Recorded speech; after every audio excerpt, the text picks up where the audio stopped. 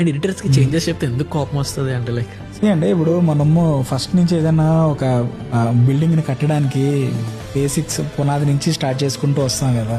మీరు ఆ కాంట్రాక్టర్ దగ్గరికి వెళ్ళి నాకు కొంచెం ప్లాన్ మార్చండి అని అంటే కట్టేసిన తర్వాత వాడు ఎలా ఫీల్ అవుతాడు?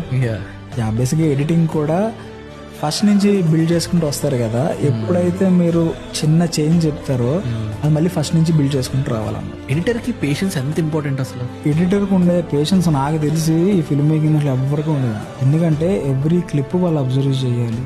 ఏ క్లిప్లో ఏ ఫుటేజ్ వస్తుంది, అది ఎక్కడ ఏమవుతుంది కూడా వాడు ప్రతిదీ చూసుకోవాలన్నమాట. చూసింది 100 సార్లు చూడాలి, మళ్ళీ చూసిందే మళ్ళీ మళ్ళీ మళ్ళీ మళ్ళీ చూడాలన్నమాట. స్ట్రైట్ అవే కూర్చొని no one wants to become an editor అంటే అంత కూల్ జాబ్ ఏం కాదు అది.